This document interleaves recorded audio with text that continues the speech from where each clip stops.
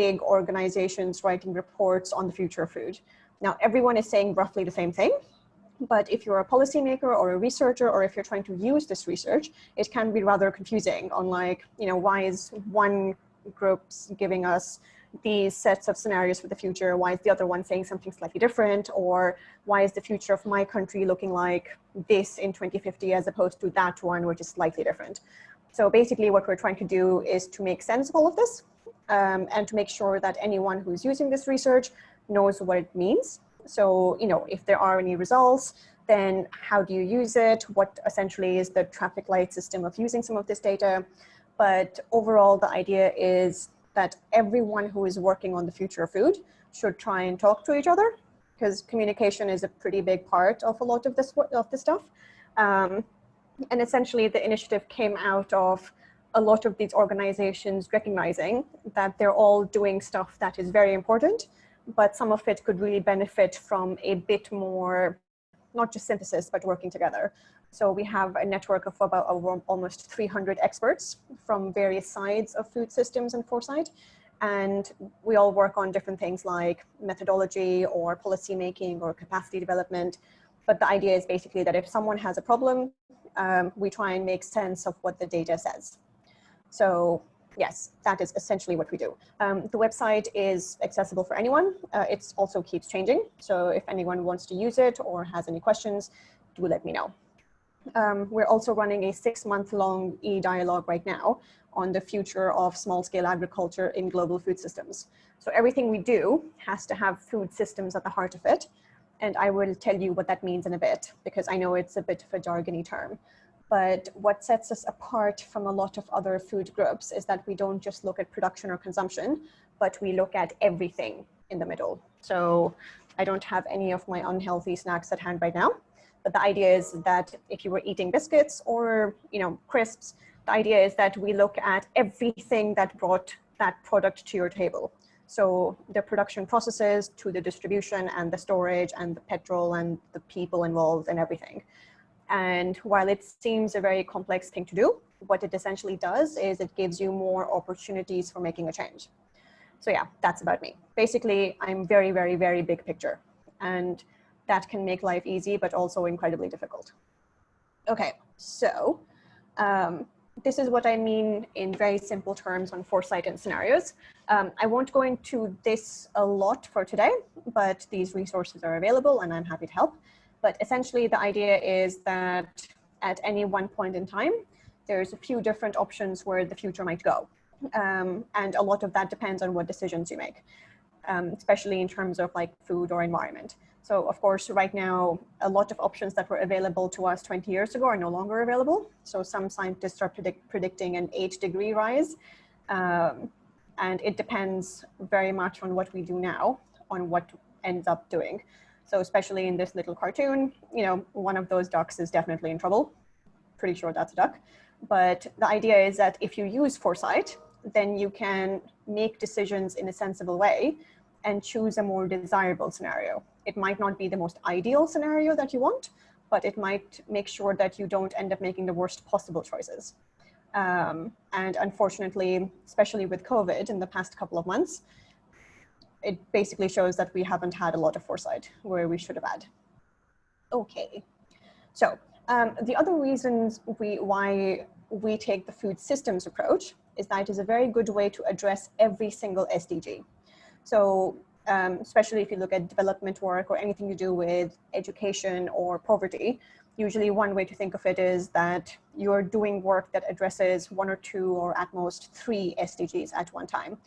But basically, if you take an idea of like, let's transform the entire food system, you can solve every single SDG. So yeah, that's pretty awesome actually. And the only way you can do this is if you properly understand exactly what is influencing your system, what uncertainties there are, what risks there are, and to make sure that you have looked at it from as many perspectives as possible. And again, the last couple of months have introduced an unprecedented level of uncertainty. And, you know, a lot of people right now are frantically changing their models and their data just to see what this means for our future. So yeah, just to keep that in the back of your mind, as that this is one very, very cool way to fix all of our world's problems. Okay, so It's important to think of definitions right now. So with the food security definition, we usually look at the UN FAO World Summit definition because it is a very broad one. And unfortunately, right now, we're not following any of it, which is a bit depressing. But basically, you have food security if all people at all times have physical, economic, and social access to sufficient, safe, and nutritious food that meets their dietary needs and preferences for an active and healthy life. Now, these are a lot of variables. And probably even in the most developed of countries, if you have the best access, chances are that not all of these are being ticked off. So that is the goal. Like when we talk about food security, that's the thing that we should aim for as a global society. You can see why this might be slightly difficult. Okay. Now, what's the problem? Because the world has gotten a lot better, hunger has improved massively, people have access to a lot more food than they did before, things should basically be fine. Unfortunately, right now only about 3 billion people in the entire global population has sufficient calories and sufficient nutrients. Right now, we're not talking about whether or not it meets their preferences or if they're eating sustainably or if they're living an active life. That's a very, very small proportion of the global population. Over 2.5 billion have excess calories. So this would be people who are overweight, obese, or have diabetes or diseases like that. About 1 billion have insufficient calories and insufficient nutrients. This number is also going to go up because one thing that's going to happen with COVID is that at least a couple of 100 million people are going to be pushed further into food poverty. And that is a very optimistic estimate from what we can see. So, you know, in worst case scenarios, possibly COVID might not kill as many people as hunger might. I do recommend looking at the 2020 Global Nutrition Report because it's written in a very accessible way and has some really good data points. So if you are interested in food, nutrition, and health, this is a very good resource. But basically, multiple forms of malnutrition might end up becoming the new norm if we don't take a more strategic approach to what food security looks like. And if we're talking about meeting global targets, almost no country is on track to meet them by 2025. And again, this has probably gotten worse because of COVID. Okay, what that looks like is that 1 in 9 people are hungry or undernourished. 1 in 3 people are overweight and obese. Another caveat here is that people can be overweight and obese and still undernourished because you might not be receiving all the nutrients that you need. And obesity is a very, very complex problem. So it is not just a matter of you have too many calories, therefore. So there is some nuance there. This is a fairly complex graph, but the core idea is that we were doing really well globally in terms of undernourished people, but we're going back up. There are some graphs that basically project this up even further, which I did not put up because, again, things have changed in the past few months. But people are going to be hungrier in the next couple of years as well. And yes, if you are a young or middle-aged person, that is going to be a feature of life going forward. So it's a very grim statistic. Basically, much of this presentation is going to be about making you very depressed for a bit, but then giving you solutions. So not to worry. Okay, again, obesity is going up, especially in adults. The statistics for children are much worse. So also have a look, especially for developed countries. If you look at the number of countries who suffer from different problems, about 41 countries, and I'm pretty sure this is more than 41, have problems with overweight, anemia, stunting, and over 54 have overweight and anemia as well. Anemia is a very good way of evaluating your overall nourishment. There are other graphs that also show you other things like, you know, how often or how many kids are breastfed as well. Data like this is quite useful just to see like how much coverage you get in terms of social care and healthcare as well. And all of these things feature into food security. Yes, those numbers on stunted and wasted children is not good.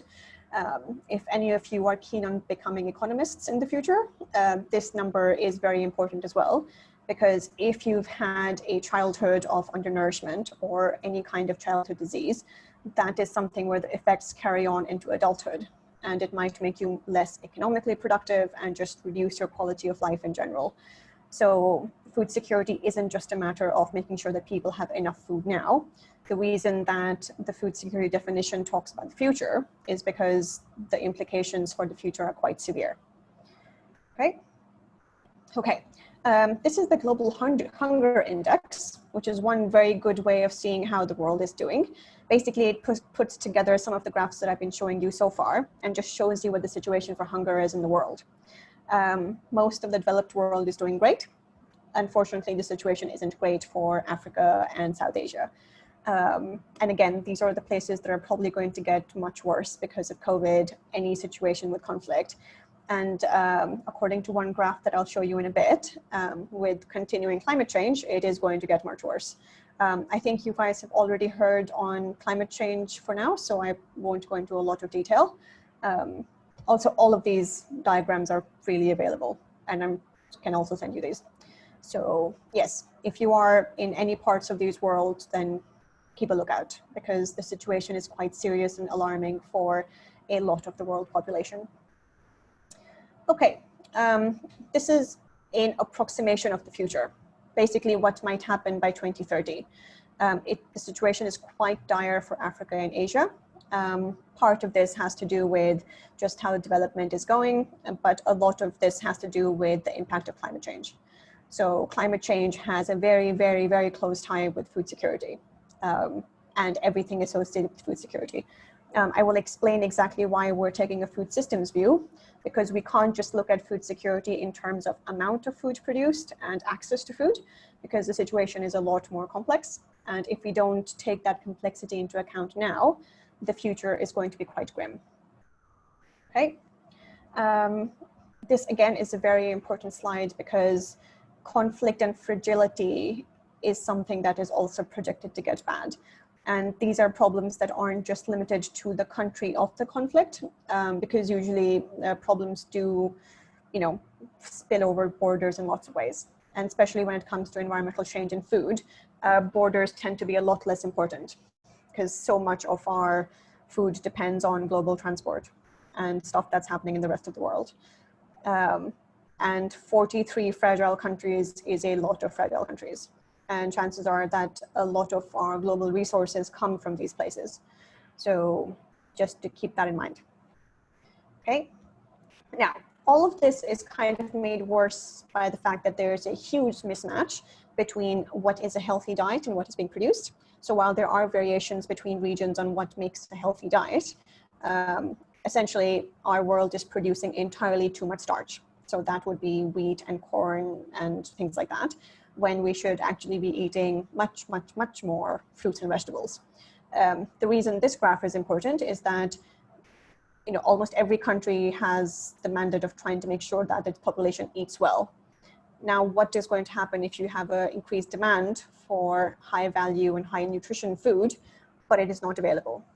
And if you're trying to turn land that used to grow corn and wheat into land that produces something else, it takes a while for it to, shift over.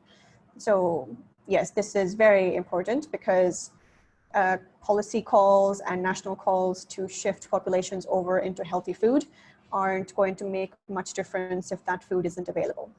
Of course, there are regional differences. So I think overall, Asia does quite well in terms of having a sufficient amount of fruits and vegetables available, but that doesn't translate across each region. So yes, do keep this in the back of your mind. And just exactly think about where is all of these cereals and starches going towards if we're not eating it, because chances are that most of the people on this call are not eating 47% of cereals as part of their diet. So what are we doing with it? And biofuels isn't always the answer. So very interesting. Okay, so now our food security definition has a lot of components: all people, all time, sufficient, healthy, sustainable. It's a lot of things. And we have to break it down into different bits. So we have to talk about food utilization, so nutritional value. And this is why a lot of people in this field will talk about food and nutrition security, because food security is easy to address just by calories. You can drink, calories and you're essentially food secure, but you're probably missing a whole host of minerals and nutrients that you need to properly live. Then you can also break it down to food access. So here you can think about literature that talks about food deserts.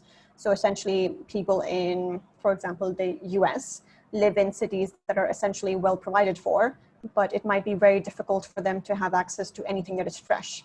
So they might have access to fast food, but they won't have access to fresh milk or fresh fruits and vegetables. So that becomes a problem of food access. Or you might be living in a place which has all of these foods, but you can't afford them. So that is still essentially not available.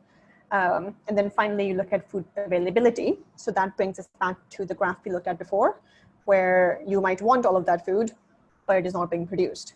Or you might want it, but it is not being distributed. And many people saw that, especially in the time of COVID, where distribution chains were very, very wildly affected. For example, where I was in the UK for a while, there were some supply chains from Africa and Europe that weren't reaching smaller towns. So that's a problem of distribution. And all of this again highlights that you can't just think about production when it comes to food security, but you have to think about everything. And yes, again, all of this I've already said. So this is what we mean by food systems to start with. So basically you have a whole set of activities. So these are the words that end with ing in this diagram. So wholesaling, transporting, trading. And then the thing you don't see in this diagram is the people doing all of this stuff. So you have the farmers and you have the wholesalers and the consumers and the people who handle food recycling.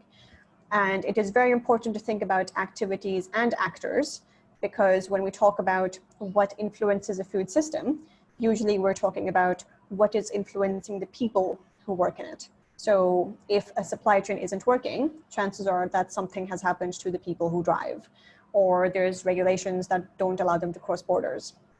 So again, the picture is much broader than just production. And the other thing that tends to really move focus from things that can be more important is that our picture of production here shows you corn, which again is a very, very corn-centric food system, but we're missing fisheries, we're missing livestock, we're missing foraging and anyone who depends on forests for food. So even production is a much more diverse and complex story. Okay, and this is the food system diagram that we look at. If you Google food systems, you'll see about 400 food system diagrams. In principle, you can make a food system diagram to solve a problem that you're trying to solve. So for example, recently I was making a food system diagram for Pakistan, and that is going to look very different from this one because it is made for a purpose. For this diagram, what you see on the left is a list of drivers. Now, drivers means anything that has an impact on something. So this diagram was made for a global food system. So we have demographics. So this would be the proportion of urbanization in the world. Right now, we're almost half and half urban and rural. We have technology. So that could be even things like, the use of drones or tractors or, smart sand that gives you lots of awesome data. You have climate and you have policy and geopolitics. Now, all of these things have an impact on food. So with urbanization, what you might get is people who are eating a different kind of food. They have access to restaurants, they have access to supermarkets, or they might get worse food depending on where they are. Technology has a huge effect. You are producing in a more intensive or effective way, we hope. You have the cold chain. It is easier and safer to transport food than it was before. And all of these drivers are impacting the food system that interacts with the human system. So that is the people and the societies and the cultures, which interacts with the natural system. So that is your environmental resources and nature. And you have the food system activities at the heart of it. But all of these interact with supporting services like logistics and finance and standards and norms and regulations. And all of these systems interact with each other. And all of this results in food system outcomes. So here is the things you want out of a food system. So this includes food and nutrition security, but that's not the complete picture, because alongside food and nutrition security, you also want social well-being. So anyone who is working in the food system should get a livelihood, and farmers end up getting paid nothing.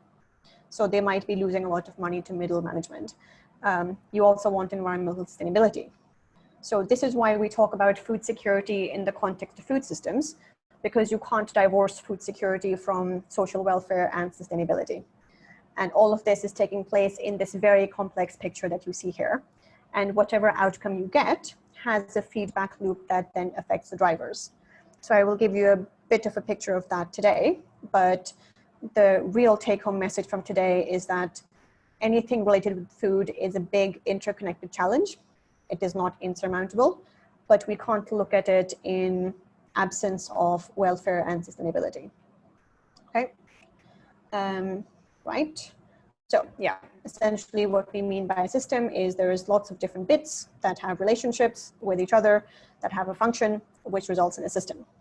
Again, I can send you all of this, but basically without one of the elements, the whole thing might not work. If a distribution chain collapses, you might have food rotting in the fields, you have people who are going hungry because things aren't reaching them, and the system has stopped functioning.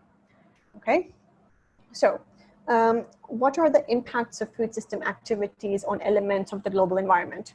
We're talking about this is because you can't just ensure food security without making sure you're not destroying the planet. Because if you do that, then you won't have food security for the future. So again, food security, we can't think in an absence of time. So it's a dynamic issue, and you have to make sure that if you're trying to provide for people now, that you can still provide for the next generation, and the one after that, and the one after that. Okay, this diagram became super popular a while ago. It's the planetary boundaries diagram. I'll show you a bigger version of this in a bit, but essentially the idea is that for each of our planetary boundaries, which is the safe working space of anything, we are really pushing the envelope on almost everything. So genetic diversity is quite a big one, because a lot of the food that is grown worldwide is intensively produced. And chances are that we're all eating about 1 or 2 varieties of wheat. And the chicken that I'm eating in Pakistan right now is genetically the same as the one I eat in the UK, which is bizarre. But yeah, genetic diversity is quite significant, because if something were to go wrong, or if a disease were to just rip through a farm, you've lost a lot. Biochemical flows are affected. For example, the massive amounts of fertilizer that ends up getting applied, all of them ends up getting washed into the oceans, and that has a horrible, horrible effect. Okay, we talk a lot about greenhouse gas emissions. Should be a common concept, especially these days. But essentially, even if you just look at agriculture, there's a lot of emissions from a lot of different sources. So we're not just talking about methane and greenhouse gas emissions, but you're also talking about like management of manure, and just, you know, it's the picture isn't just cows. Usually if you talk about food and emissions, cows end up being the scapegoat, but it is them, but it's not just them. So yes, forgive them just a bit. The other issue, again, there's lots and lots of problems with food systems and the environment, but I'll focus on a couple today. We have a huge issue with pollinators. So, and we kind of need them because essentially a lot of our food is produced because of pollinators. So this is not just bees, but horseflies and a lot of other, like, it's a fairly diverse group of insects that we depend on. And a popular example to look at these days is almond production in the US. And essentially the only way they can get their harvests ready is by shipping in massive, you know, trucks of bees. So yeah, bees tend to travel a lot more than the average American these days. And we really, really have to think about pollinators, because entirely too many of our them. And intensification means losing a lot of these populations. Okay. Again, food systems on the whole contribute a lot of greenhouse gases. We talked previously about just agriculture production. Food. So it is, again, a bigger picture. So we can't just focus on production, but there's a whole lot that we have to do. And significantly depletes groundwater supplies. So I will focus a bit more on the US again. So most of the green points you see on the US are most of their aquifers. So that's where a lot of production happens. You look at Pakistan, we're not doing quite well. Sorry.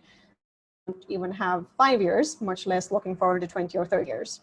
Groundwater supplies are especially interesting if you think about food trade. So if you look at where a lot of the world gets their fresh fruit from, it is mostly coming from water scarce areas. So what is happening now, which is rather perverse, is that water scarce countries are growing fruits and vegetables that are highly water intensive and then exporting them to countries that have lots of water. So it's essentially a virtual trade in water. And again, that is not sustainable. Part of our team works with colleagues in South Africa, and they're looking at this quite significantly because South Africa is also trying to increase its production of fruits and vegetables so they can send it all to the UK, which has a lot of water. So yeah, not great. Okay. If you look at OECD countries, you will see that if you again look at emissions, which is a very easy way to look at the climate change impact of something, the problem isn't just from agriculture. There's a whole host of other food system activities that create greenhouse gas emissions. Yeah, I didn't think that waste disposal took a lot, but that is before I was learning about all of this. Okay. This is a useful little table. Again, I can send you some of this, but basically the idea is that different activities on the food system affects planetary boundaries differently. All of this is to really hammer home the point is that we have to look beyond production. Retailing and distribution has a surprising amount of impact on different planetary boundaries. Some of it can be seen especially in bringing invasive species across regions. Release of nitrates from transport is fairly common, but think a bit more laterally when it comes to food system problems. Okay, this is some data on food loss. Most recently in the news, you might have seen that China has declared a war on food waste and food loss, and that is quite significant. The important thing here is that you have to see what food loss means. So are you losing food loss because of weaknesses in your supply chain? Is it because people are wasting it when it comes to the house? Usually it's a whole combination of things. And depending on where you are, food waste is also a very political term. So for example, in the UK, some kinds of food waste is called food surplus, because surplus food sounds a lot better than food waste.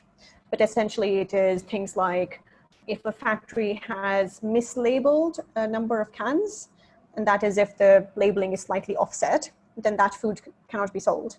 So it ends up going to community food centers and then gets given to people who are in need of food.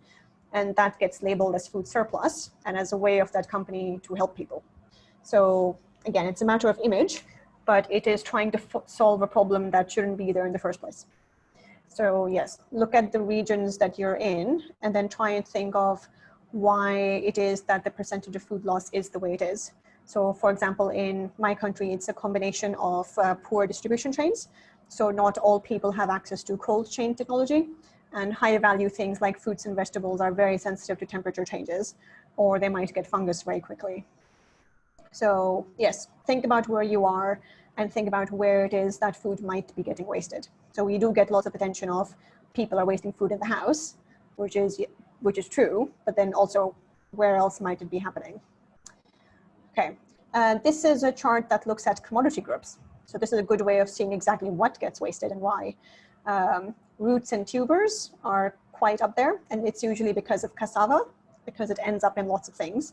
And depending on where you are, the distribution chain might be very, very local. Again, fruits and vegetables make sense because they're fairly fragile. There's one company that I think is now operating a bit more globally. What they did was they tried to figure out food waste in catering kitchens and essentially large-scale food production. And they're now using AI, but essentially what they did was they would analyze the food that ends up getting wasted in kitchens, and they could basically point out and then say, chef number 3 on production line X is cutting off, carrot tops that can still be used. So then you can talk to that person and then say, dude, stop doing that. We basically need a bit more granularity in a lot of this data and to figure out what's happening. And that is a more effective way of solving the problem than trying to tell people stop wasting food in the kitchens or stop wasting food at home, because you're not always sure what is happening. Some of this can be seen in understandings of expiry dates versus shelf life dates and what that effectively means in terms of food safety. So again, all of this is food security. It might not seem like it, but it is. So if people are trying to get people to stop wasting food, does that mean that food will then go to the people who need it? Does it mean we'll start producing less? Does it mean it'll get distributed differently? Chances are that in our current food system, it won't. So yes, all of that matters. Okay, and now we have to look in reverse, because if you think about the food systems diagram, the planet has a huge impact on our food system. So exactly how is the planet affecting our food? So climate change will depress agricultural yields in most countries given current technologies. Pink is very bad, which is a nice change for most graphs. And again, it is South Asia and Africa that are suffering. If you remember from the Global Hunger Index map, these are exactly the same countries that are not doing well right now. And this is the picture for the future. Now, of course, this is where thinking about this data very carefully comes in handy, because this is estimating this given current technologies. So if there's any techie startup people out there, and a lot of them are doing incredible work on production technologies, the hope is that the picture will look a lot less bleak, because we'll have figured out exciting ways on dealing with agricultural yields. But just think on how likely that might be for different countries, how transferable a lot of those skills might be, and are we still planning on growing and producing the same sorts of food in 2050 as we are now? Because chances are that some of these places should not be growing what they're growing right now. So yes. Okay, now let's come to something we don't usually think about in food security, which is oceans. Usually oceans get a bad rap because they are, eventually going to rise up and drown all of our coastal cities. But the problem of greater immediacy is that a lot of communities in the world depend on oceans for their livelihood. Now, the picture on the right shows you national dependencies on fish. Now, why is this important? So if oceans get warmer, the people who depend on fish for their livelihood are going to suffer quite a bit. So in diagram A, you have changes in temperature estimated for 2050. And a lot of those areas of the world are people who depend on fish. And in diagram B, you have the change in primary production in 2050. This is directly correlated to the production of fish and mollusk species. So if you look at the dependency map, you will see some problems. So it is not as bad, and there are measures of trying to protect fish populations. But again, think of the bigger picture. If most of our discourse on food security includes production on land and land use, then just how much of the bigger picture of oceans and forests are we missing out? Okay, right. Something we don't usually think about again, food safety. COVID is meant to have allegedly come from a wet market, but bigger than that, essentially every time humanity pushes into ecosystems and disturbs them a lot more, you have a bigger chance of getting, species crossover, especially in terms of disease. Anytime we're doing more intense production, let's look at our livestock production, our poultry production, we have a higher incidence of disease. But you also have mycotoxins. Anyone who's dealt with refrigerated food might end up seeing this. So you get, people telling you make sure there aren't any aflatoxins, or look out for green mold or white patches on your food. And a lot of this is going to be affected by climate change. Plant residues affected by changes in temperature. You will have seen lots of incidents on locusts. Locusts spread because climate change is happening. Places that aren't as moist as they used to be are a lot more moist, so locusts travel more. Pests increase the range in which they were comfortable, so you might end up using way more pesticides, or the crops you're growing have no idea what to do when those pests strike. And again, chances are that if you have a heat wave, bacteria do really well. So it is not just food production, it is not just fisheries production, it is not just supply chains. chances are that with climate change, when the food ends up at your table, it is not going to be as safe as it once was. Okay. Again, talking about affordability. Price spikes caused by weather affect affordability. This graph has already changed. You can see price spikes because of COVID for different regions. This is one example. For example, poor people also spend more of their income on food. If you look at the cost of wheat, if in the UK or US, chances are that the cost of wheat is less than 5% of the loaf of bread. But in India and South Asia and my country, it is 90% of the cost of a chapati, which is what you eat about 3 times a day. So if you're a poor person, you're spending way more on food, and any variation in this means you're spending more, or you're not eating enough, or you're saving money on healthcare and education. And that then has an impact on access issues for girls and women, and even getting basic healthcare. So a lot of these have cascading effects. And again, a lot of these are exactly the reason why taking a food systems approach means you address more SDGs. Okay, so now some solutions. So we talk a lot about resilience. So in the past couple of years, while you're talking about sustainability, you also talk about resilience. And the idea is that a resilient food system is one that can recover easily from shocks and stresses. So if we had a more resilient global food system, it wouldn't have been as affected by COVID as it has been. So this is, my God, that turned out a lot blurrier than I thought, apologies. But if you look at the food system resilience cycle, you have to build your robustness and then see if it is affected by a shock. Can it absorb the shock, then react, and then learn? And essentially this entire cycle is affected by a number of stressors. So these would be the drivers that I showed you earlier, but it would also be something like COVID or a flood or an earthquake or a war or a trade deal or, or a tariff. So again, if you're thinking about resilience and food security, you have to think about the resilience of what? Are you talking about resilience of production activities? So the resilience of farming or the resilience of wholesaling and retailing? As we're finding out now that the resilience of the restaurant sector might not be very good. I mean, it wasn't ideal even before COVID, but this shock might be particularly severe for it. But then you also have to think of resilience to what? Are we talking about long-term stresses like climate change or demography? Or are we talking about a shock like COVID or like a flood? And so again, like chances are that you have to account for both, but you will need a very different strategy to account for either or both. And for whom? So again, this is where you come back to food system actors. So if you're trying to ensure food security, you have to think about everyone bringing you the food security. So are your farmers resilient? And most farmers are not. Are the people bringing you the food in the wholesale sector resilient? And they're not. And in fact, some of them are treated quite poorly. So a lot of these things will basically help you think about exactly how resilient a food system can be and should be, and for how long. So are we planning for food security for the next couple of years, till 2025, or till when we've ticked off the SDGs? Or are we thinking about resilience for the future generations? And a lot of these considerations have some huge impacts on policies. And depending on where you are, chances are that policymakers might not care beyond their term. And unfortunately, problems like food security and climate change usually last longer than 4 years.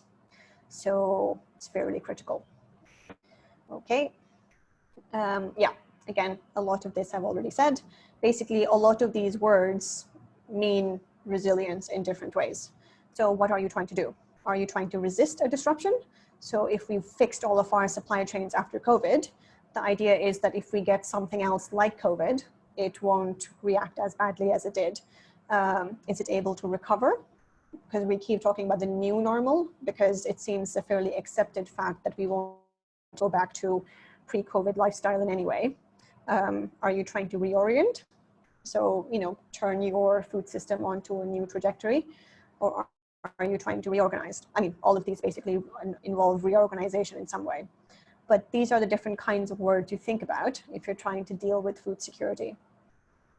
Okay, again, adaptation has to happen in different places. I keep coming back to this. but the picture is bigger than just production. So, you know, the broader you think about it, chances are that there's more solutions that you can think of. So for example, instead of trying to give lots and lots of, you know, support to farmers, I'm not saying don't give support to farmers, because farmers need a lot of support, but also think about the supply chains that affect them. So for example, for some places in South Asia, farmers and production themselves weren't affected that much, but the supply chains that got them fertilizer and feed were affected. So again, that is not production exactly, but that is all the supply chains that connect the farmer to the rest of the world. So that's fairly critical. Okay, and we have to make sure we reallocate human food back to humans. This is rather controversial because some of this conversation suggests that we should stop turning everything into biofuel. And we're putting a lot of our land towards production of biofuel instead of production of food. Depending on where you are, this question has different answers and people are different proponents to it. But again, think about just how much food gets wasted, how much food turns into feed, how much food just becomes something else. Some of these are suggestions. Again, suggestions differ depending on where you are, who you're talking about, and what you're talking about. But essentially, we do want more varied crops. So, you know, don't just grow one type of wheat, grow 10 types of wheat. Try and find stress-tolerant varieties. This is more important now if we're looking for a more hotter world. So if we do have, you know, a world with the future of 8 degrees, a lot of the plants we grow cannot tolerate that range of temperature. So again, we have to think about the stresses that we're going to be facing and then try to address those as much as we can. Yes, a couple of other suggestions here. Basically, the idea is to think about things slightly differently. All of this boils down to that, and to use natural resources in a more effective and efficient way. I haven't shown you slides on water production and water consumption because that is too depressing, but essentially it is quite bad. So we need efficiency and innovation in lots of different places. So we talk a lot about transition pathways. So exactly how are we going to change things? So if we're trying to move towards a healthy diet, to a sustainable supply chain, and inclusive livelihoods and production efficiencies, you need a lot of transition pathways. So when we were talking earlier about scenarios and production, essentially, if we're trying to achieve food security, we don't just need one transformation or one change, but we need a lot of them. And especially if you're trying to achieve a healthy and food secure diet. But at the very core of it, none of this can happen unless you have a fundamental change in the whole food system. Key things to think about in this are public policies. So see exactly what each country is investing in, and are you investing for the future? Are you investing for current generation? Are you investing for profit? And how you're thinking of profit and health. And think about business models, because businesses, and especially big businesses, as we can see, have a lot of influence and a lot of power. And a lot of this will need a significant reprioritization on their end, but also in how national governments work with business. Sorry. Also, like when you think about institutional investments, think again to the food system diagram where we talked about standards and institutional frameworks, because a lot of that has a fairly significant impact on food security. One example you can see is just like how many countries are more amenable to novel foods or like new modes of food production. So even if you have a culture where people are like, okay, we need more innovation, we need drones and biosensors, we need cultured meats, but if the institutional framework isn't there, you know, chances are that you won't make much of a difference. And it takes a while for institutional cultures to change. Finally, and this is something that gets a lot of attention, is shift in consumer behavior. So this would be getting people to, for example, eat less meat or eat more fruits and vegetables or drink more water or think more sustainably. A lot of these are important. I'm not saying they're not, but again, depending on where you are, you have to see just how much change is needed to create that tipping point, which will then lead to the institutional and national change that we need. So yes, there's 4 potential pathways among a lot. And again, all of this can only happen if there's a core change in your food system. Okay, already talked about all of this. Apologies. One thing that I'll give a bit of an example of is that we usually talk a lot about eating locally and how much of a huge benefit that will have. And again, this is the problem with solving food security problems, is that a lot of the questions come down to it depends on where you are or what context you're in. So eating locally will help, but it will only have a significant impact if the transport was a huge provider of the greenhouse gases. Now, usually transportation itself makes up a very small proportion of the rest of the emissions. So if you look at how much food gets transported by air, it's very small. It's 0.16%. Again, not insignificant, but it is very small. And those have very high emissions. So yeah, like if you're shipping, avocados from Mexico to the UK, this would generate 0.21 kg of the transport emissions, which is only 8% of the avocado's total footprint. The avocado is a bit of an unfair example because just so much of it is, don't eat avocados. So this is a good diagram that kind of emphasizes this point. It's from Our World in Data, which I do recommend. It's an excellent website. Lots of really good data, lots of really good infographics. But just, have a look at just how much emissions come from what bit of the supply chain of what food. So of course they've put beef on the very top of it. And again, like the small print is very important. So do look at the small print. But again, like for beef, the farm bit is quite significant as compared to the animal feed bit or the processing bit. But the proportions are going to be different for everything. So do have a look. And again, for most of this, land use change is significant for chocolate. The farm bit, not so much. So yeah, land use is again significant. So if you're trying to have sustainable, healthy food security, the sustainability bit is quite big. Also, like, look at what's happening with nuts there. That is just wild. So yes, I do recommend having half an hour a troll through Our World in Data on any topic that you care about. Although I do think the food section is awesome. Okay, so I'll close a bit on like trade. So we don't really talk about trade, but trade is quite important when you talk about diet quality. So for example, depending on what standards you've set, again, all of this highlights the food system diagram that I showed before. It emphasizes the institutional environment.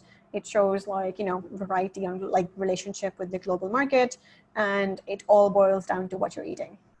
So basically, even if you are eating your diet wherever you are linked in with a massive food production system, and trade policy has a huge impact on that, because your country trade policy does determine what you eat at home or what your country is producing. So if your country knows that we have a very good relationship with country X, so we can import in wheat or rice, so we don't have to produce wheat or rice because it would involve a massive investment on our part.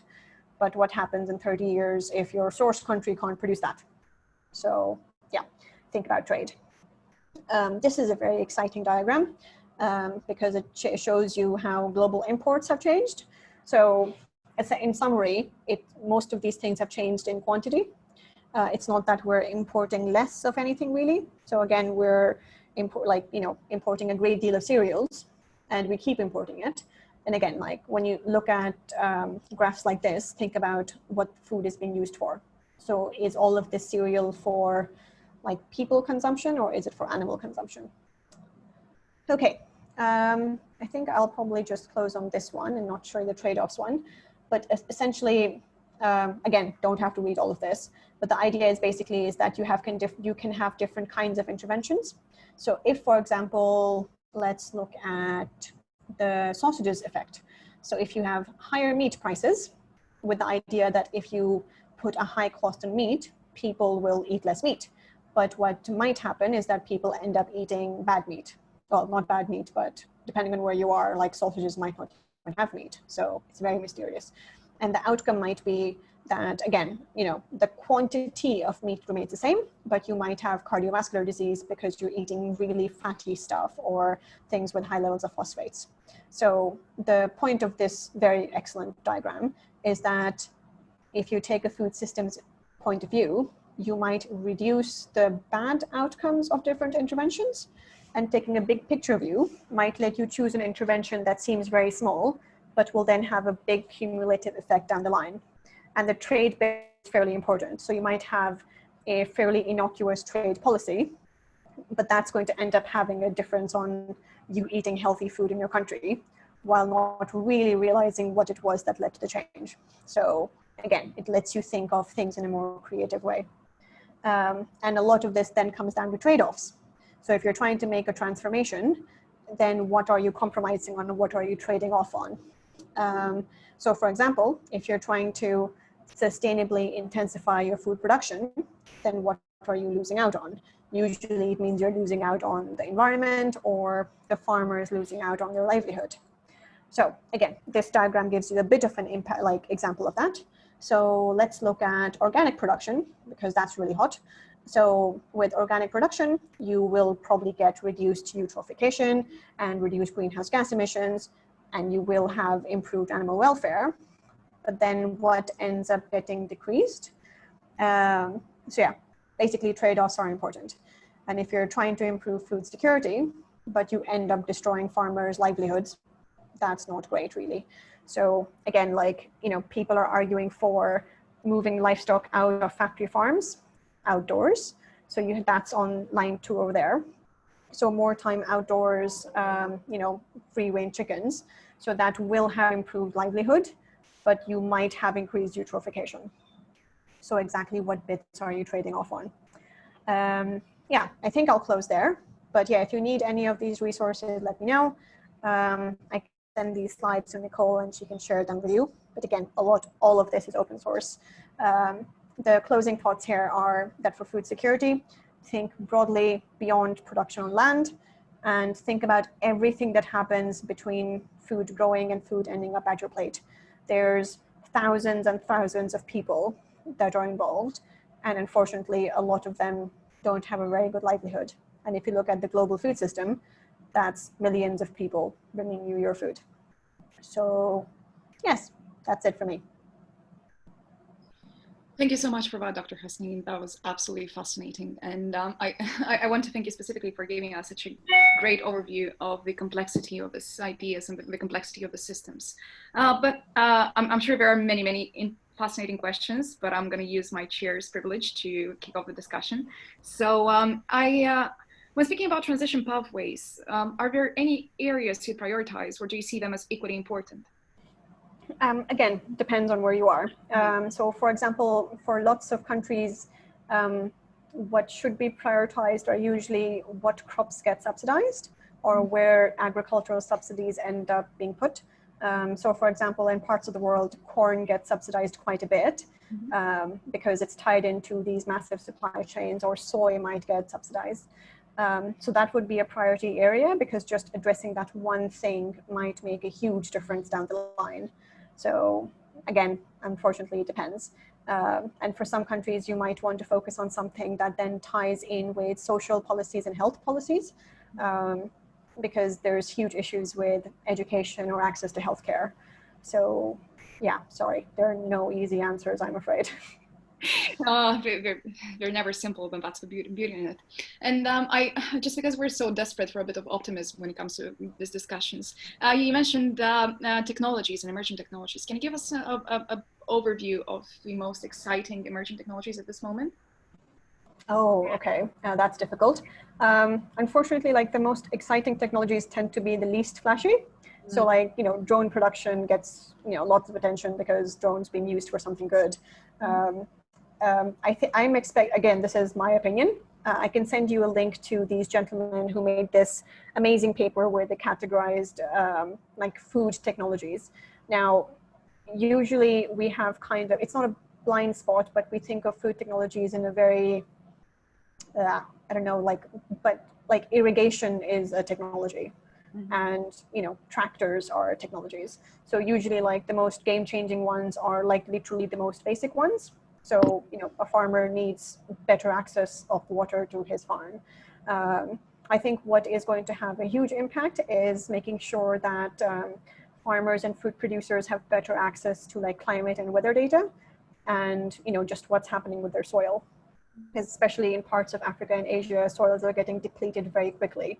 and a knee-jerk reaction is to put more fertilizer, which is very expensive. And even if it is subsidized, that has a huge impact down the line. And it is a potentially high investment for the farmer, because by the time he finds out that the soils are completely exhausted, it's too late. So yeah, I would say that anything involving data, provided that the farmer has equitable access to the data, and basic technology like irrigation and good seeds and just farm machinery. Again, not a hot answer, but yeah, I mean, like the cultured meats of the world and insect production and drone machinery get all the attention and they're all amazing.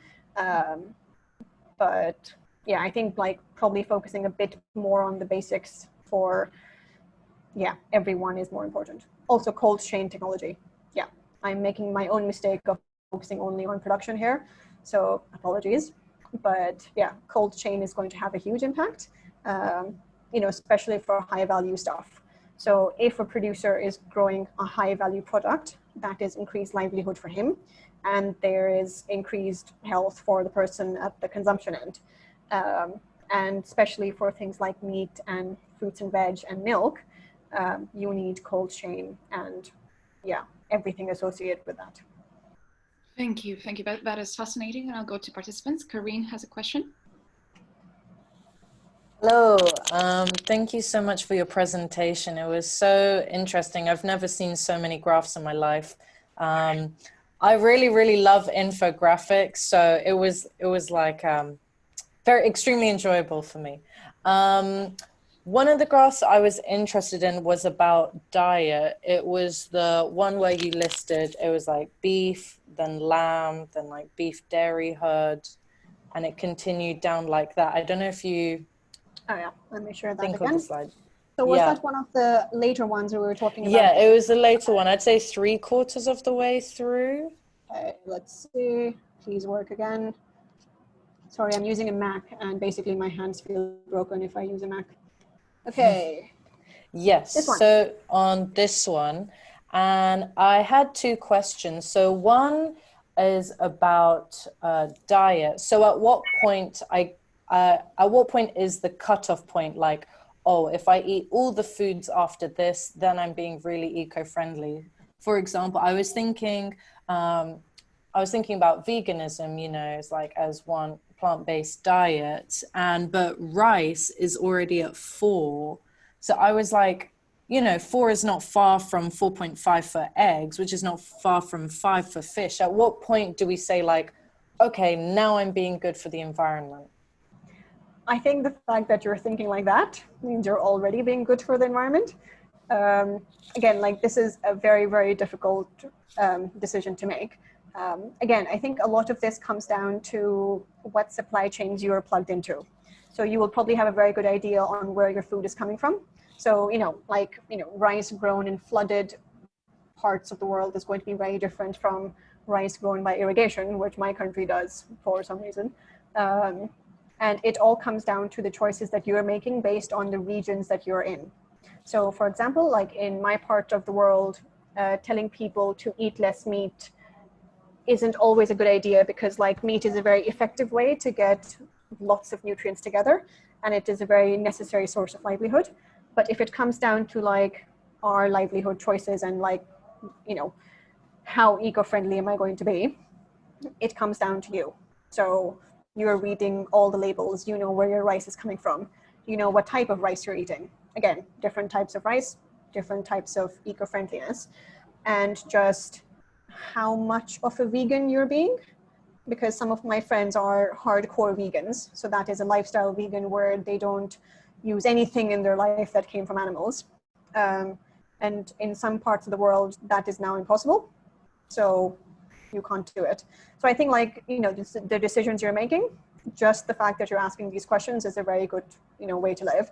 But then you also think, oh, you have to think of your own well-being. Like how much stress will you end up in if you're trying to make that distinction between the 4 and the 4.5, because then you'll have to come down to how many portions of rice should I eat and still be eco-friendly, and extrapolating that over the course of your lifetime.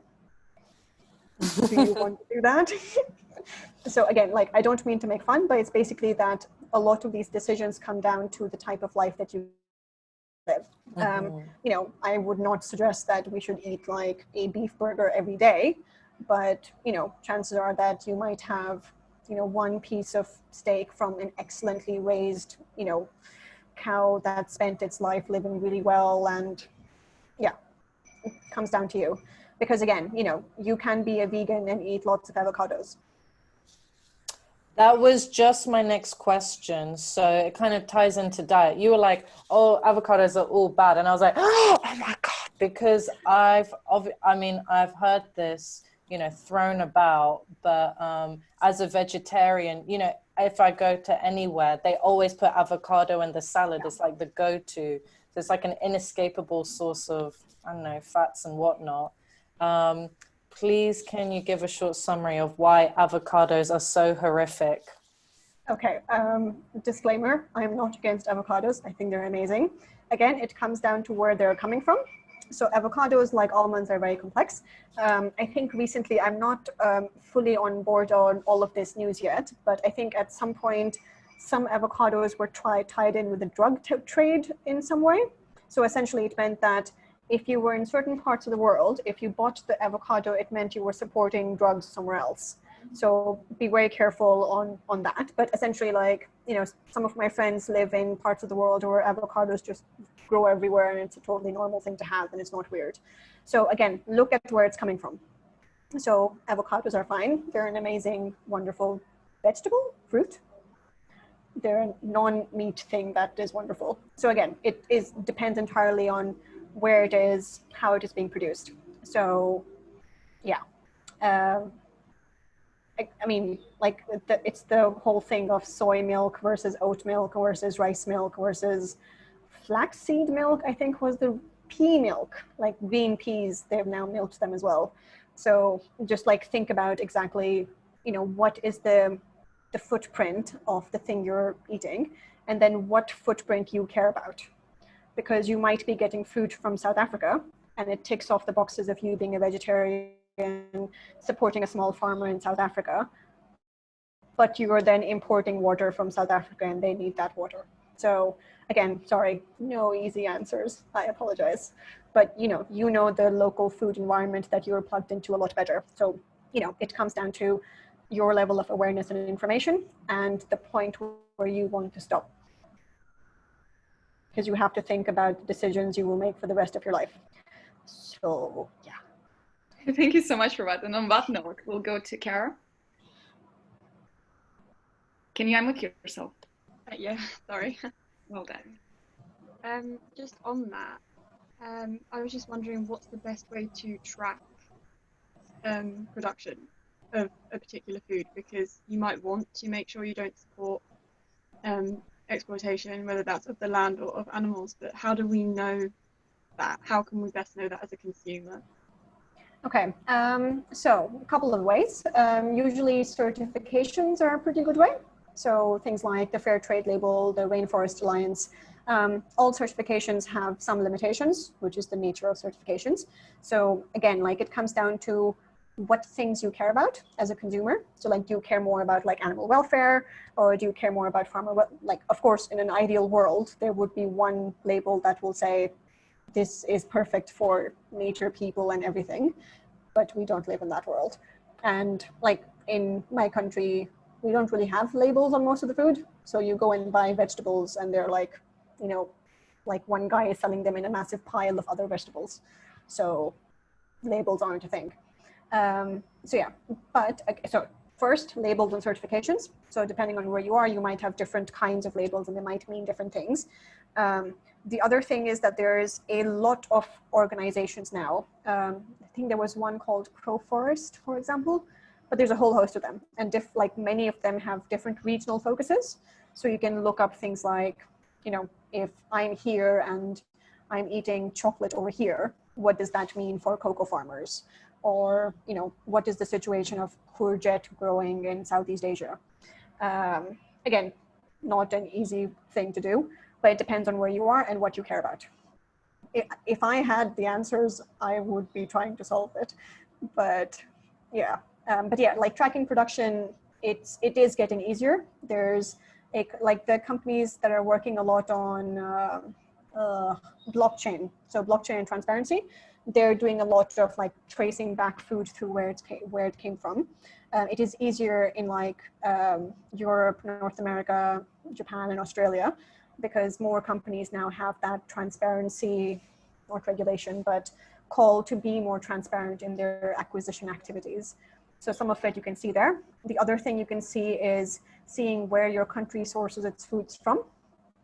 So, you know, if you have deals on soy or beef, then you can just see like, okay, Argentinian cows are raised in this way, and I'm not happy with that. So yeah, so some of it will involve your own personal detective work, but it is getting a lot easier. There's one website called Follow the Thing. It's by this geographer called Ian Cook. I'll write that down in the chat box once I find the chat box. But essentially what they've done, and I think it's still growing, is that they follow one item of food throughout its entire life cycle. It is, of course, regionally dependent. So someone will follow the chicken in their area and see where it ends up.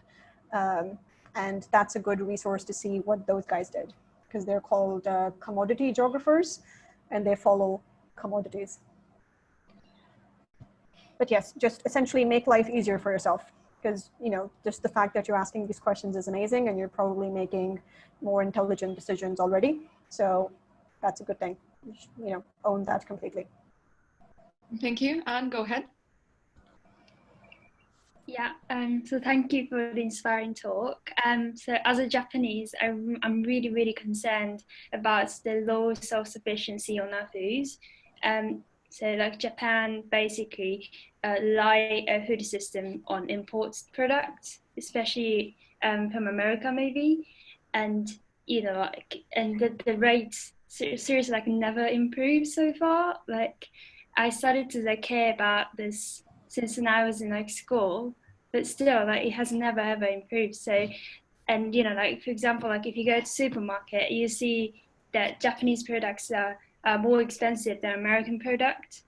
So people just like tend to go for the American products, you know, because they just want to go for cheaper ones. So I was just wondering if there are any like advice for our like food systems. Like I'm sorry for the rough question, but like how can we improve the self-sufficiency rate?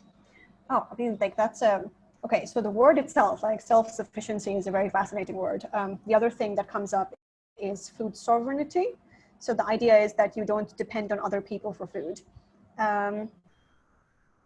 Oh, I did not know that Japanese food would be more expensive than like American food. Yeah, sometimes. But I mean, like that already is a very interesting, you know, fact about our like global food systems. Like it's the same in the UK, where stuff from South Africa is somehow cheaper than stuff from Spain, which is like right over there. So I can't answer the Japan question because my only relationship with Japan is looking at all of the food shows because they're amazing. But I'll give you the example of what happened with Qatar. So Qatar imported 98% of its food, and then it upset UAE and Saudi, and all of their food trade was cut off. What's the problem if you import 98% of your food? So essentially what they've done now, there's a Chatham House report on learning from Qatar's mistakes. Very, very quickly, they've managed to start producing a lot of their food in country. So Qatar's problem is slightly different from Japan, where like the problem is, you know, there's way less land and there's nearly no water. So the amount of stuff they've done to get more water and like grow intensively is a point of pride for them, because it means they're no longer dependent on, you know, external supply chains. So it essentially comes down to your country's national policy. So chances are that Japan doesn't hold food self-sufficiency as its, you know, core national priority. And that may be like, I don't know what the national priority is. So, you know, do you know like how much food gets exported? So is the idea that there's like a like for like relationship? So like, you know, Japan sends some things abroad in exchange for other food products. You know, what gets prioritized over self-sufficiency and what the plans for the future are. So like our country has like 5-year plans and then outlooks for the future, with the idea that, okay, for these 3 years, we're importing X from so-and-so. But the idea is that in the next 10 years, we'll be doing all of this in our country. So like, you know, my impression of Japan is that, again, this is an impression, so, you know, be very careful of that, is that in lots of things, they are very, very forward-looking. So like you might see that actually this is all part of a grand plan. But yeah, it comes down to national strategies, and it is not easy to change those because chances are that other things are taking precedence. And especially when it comes to food, it tends to be connected a lot with security. So what are your regional relationships? What is the emergency plan? So do look at which institutions are responsible for emergency food aid. So what happens in case of a disaster, like, and then where those guys source food from. Again, not a good answer, apologies. That will be the theme for the Q&A, I think. Sorry, guys. Thank you. Thank you for that. So since there are no raised questions, I will stick in mind because I've got plenty of them. Can you expand please on the relationship between conflict and food scarcity? Because obviously it's an interaction that goes both ways. So food scarcity can lead to conflict and conflict leads to food scarcity. So in a sense, it's a vicious cycle. Can you expand on it? Okay, I can also point you to a resource. There's a group called the Institute of Development Studies that did a very good white paper brief on fragility, conflict, and food security. It's very good, but essentially, you know, it depends also on the source of conflict. So if it's an active war zone, chances are that the places where you grow food, where you process food, those get destroyed. So then you can no longer grow stuff on bombed out farms. Supply chains get disrupted because in a time of war, a lot of supply chains, roads and trains get prioritized for security and, you know, transporting resources needed for national security. So then you have increasingly delayed, like decreased internal production. For the production you do have, there's a very little way of actually transporting it anywhere. Consumers can't go to work, so they don't have money to then afford the food that they might need. So again, like you have disruptions across the entire supply chain. Production is disrupted because of whatever conflict is happening. Your roads or trains might not exist, or they might be blocked. The people who transport food might no longer be working, or they might be drafted into armies or whatever. And then essentially, like, you know, think about Syria or Yemen. Like, how much food do you think is being exported to them right now? Because, you know, some of that might also be disrupted by countries who might not want to support insurgents or terrorists or, you know, whatever politically unsavory group is acting in that country. And unfortunately, local residents end up getting affected by that. Yemen is a very good and distressing example. You can see the malnourishment there right now. It has gotten worse, and it will get worse with COVID, because then you have disease. Infectious disease gets much worse if you already have reduced health profiles. So if you're already weak, you're already malnourished, you have a weak immune system, and then if you have a pandemic, so yes, it all compounds. So yes, I'm afraid, like, of course, like fragility can mean different things. You can be fragile, but not in conflict. You might be fragile because, like, the economic system is very weak, but then you might also have a really good informal economic system. So it also depends on how you're measuring whatever it is you're measuring. So yeah, not great. And of course, like, the other thing that then, you know, gets much worse is that then you have extreme out-migration. So that would be refugees and migrant flows. So then any chance you might have had of the skilled people staying and rebuilding that country, they've all left, because there's, you know, staying in the country is very dangerous. So yes, basically it just keeps getting worse and worse, and it's like continuing chain reaction. Yeah, and, you know, it is expected that there's going to be millions of people in the future who are conflict refugees and climate refugees. Thank you. Yeah, I just want to reiterate that, guys, you don't need to ask a question if you have comments, suggestions, ideas. Just appreciate something. Just don't feel like you have to phrase it in a questiony way. You just can express yourself. Yeah.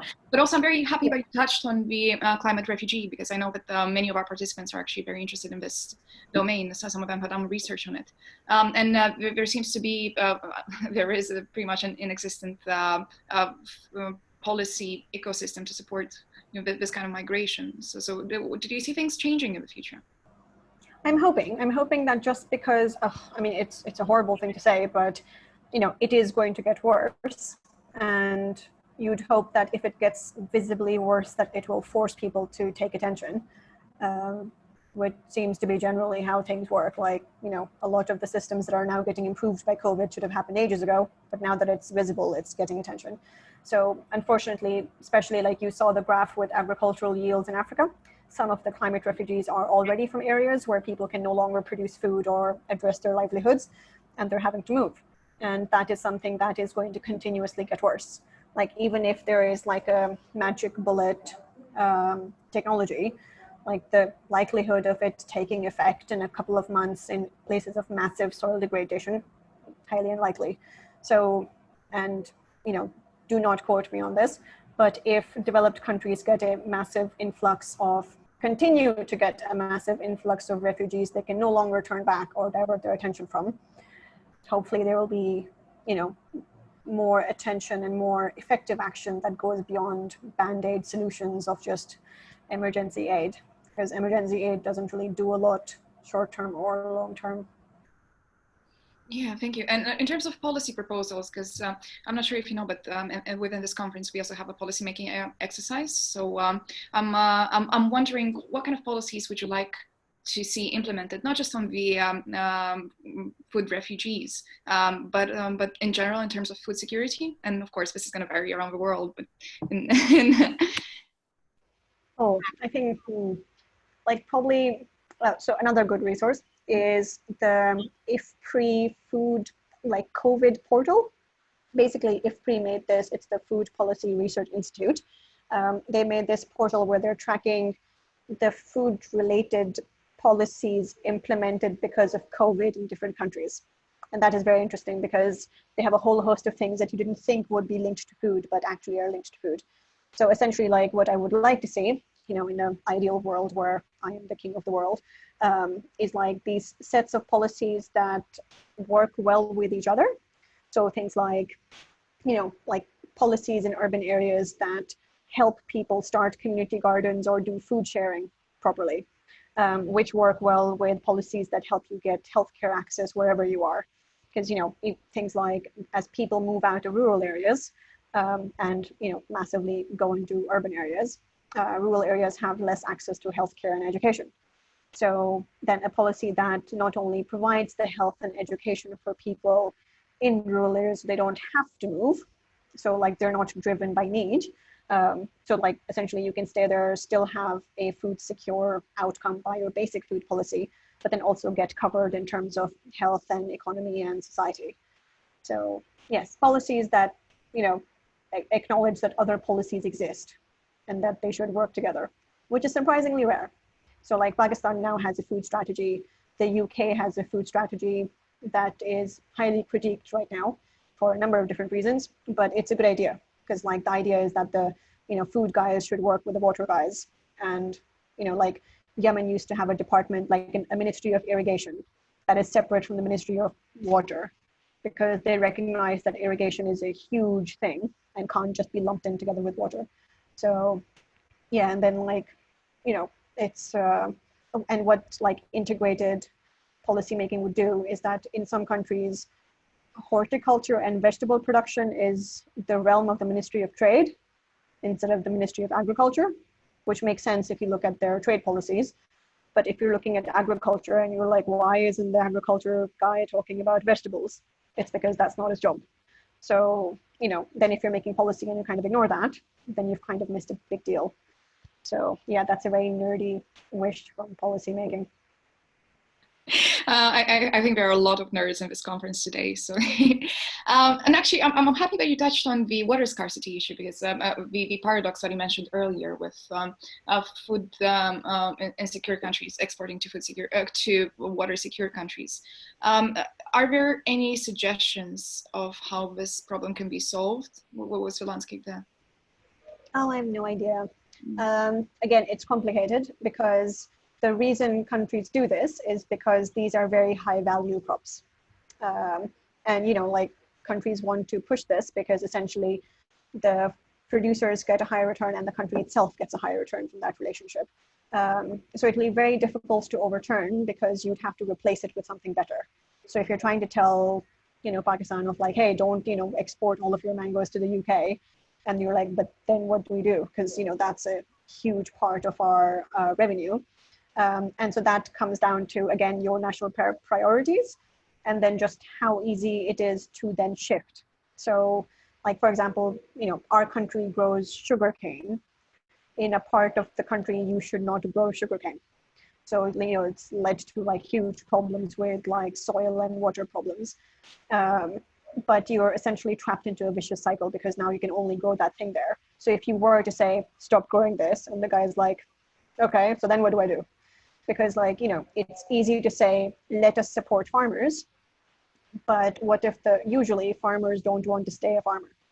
Like almost every single small scale farmer that I've spoken to, if you ask them of like, hey, do you want this for your kids? And they're like, why would I want this for my kids? Like, this is a terrible life. And unfortunately, it's because they're trapped in that, like, it's literally a poverty cycle. And so you have to find a way to break through it. And, sometimes you hear really callous questions like, well, if it's not working, you should go program for Google. And it's like, and how is a small farmer from Uganda supposed to go, program for Google if he doesn't have like, basic education? So it is like to essentially like go back to the very, very basic framework and see like, if you want people to change track, then is it even possible to have a different track? And then what essentially would work with your national policies, with your local culture, with the priorities you have for the future. So, yeah. Sorry, not an easy answer. Thank you. It was a difficult question. So, Karine, speak up. Hi, I'm back. Sorry. I was interested, you were just I'm sorry I don't know much about this topic, obviously, but you mentioned the UK's food plan. I don't know what the official term is, but I'm going to say food plan. And you mentioned that it had a lot of criticism. I doubt that this is your field and that, this is your specialism. But I was wondering, of what you do know, what are the major critiques? Ooh, again, it actually depends on who you talk to. So like, I'm in a fairly privileged position in that I'm more in the research field. So, most researchers tend to be fairly, hopefully balanced on like, what works and doesn't. So it's the National Food Strategy. It's called the Dimbleby Plan because it was put together by a gentleman called Dimbleby. You should look him up, he's fascinating. Basically, he's now famous for starting this healthy fast food chain called Leon. And he had, yes. Does that help explain some of the criticism? I don't know, but if it's the Leon food chain, I don't know. I have their cookbooks. I'm quite a big fan, so I'm interested to hear where this goes. Oh, they're amazing. So like Dimbleby did this. It was like a long process, and essentially they got input from lots of experts from all over the UK, basically to figure out, because the UK is a collection of countries, and what works for Wales will not work for England, et cetera, et cetera. And each country has a different ministerial strategy as well. So depending on who you talk to, the problem with the plan is that it is very political and very specific points. Because the reason Mr. Dimbleby got this role was because of his relationship with a couple of politicians who are currently in power. And depending on which political party you support, they're either amazing or they're evil. But yeah, some of the criticism is that it is overall very apolitical, but in places where you essentially need like solutions that kind of span a number of institutions or acknowledges that, food is something that isn't just the responsibility of one group or one thing, it becomes very political. So yes, just search Dimbleby Plan and you'll find out. And you can tell if people are talking about the National Food Strategy or the Dimbleby Report. It is a good piece of work, because they did get together a lot of expert views, and some of the other, the people who wanted the food strategy to solve a lot of problems were disappointed because it doesn't take a stand on some very specific issues. And some of the justification of that was, well, the experts don't agree, which they do. So yeah, like have a look, like especially if you like Leon, because it is amazing and I miss their food. But yeah, I mean, like it just like, you know, think about, would it work in your country that essentially someone who isn't a food expert or who wasn't a politician or who wasn't a minister was essentially drafted to draw up a major national plan? You know, and like it worked in the UK because of the makeup of the very current government, and that is a very unique situation. I think the strategy, this is like part 1 has been launched and part 2 is still in process or something like that. So yeah, keep an eye out. Thank you. And just because I'm mindful of the time again, the last question will go to Kanako. Hello, thank you for the talk. I think in the UK, as you said, the question now is to judge which food product might be sort of more sustainable than others, for example. But I believe in Japan, I think Japan's diet isn't recognized as an environmental issue by the general public, and I'm wondering, what do you think can be a trigger for starting such conversation around food sustainability in among the public who really doesn't recognize it as part of the environment, that because the individual has an effect on the environment by choosing better food, for example? That is a very, very good question. So one reason why people use food to talk about environmental issues is that food is a very emotional thing. So everyone has like, you know, the food item that connects them to childhood, or like, you know, a parent that's passed or an important moment in their life. And what's tended to work in some countries is to attract attention to sustainability problems by using that emotional angle. So like, for example, in the US, like the thing that worked was to show pictures and the conditions of like how livestock animals were treated. So like, again, it depends on like your understanding of what would strike like the regular Japanese consumer. Like, you know, do they care about, you know, like cute animals, or do they care about like rolling landscape or like beautiful scenery? And then show that the way a lot of food they're consuming is produced is actually like really destroying it. And again, like this is, it's a very temporal thing and a cultural thing. So like for, this was again, like a few decades ago, but what works for like, this food is amazing and healthy and safe. In some countries, you will show the rolling fields and the cow looking happy. But in some countries, they will show like a super clean factory with like people wearing hairnets of like, this food is very amazing and natural. And like, they're very different images, but based on the national and cultural context, like the message works.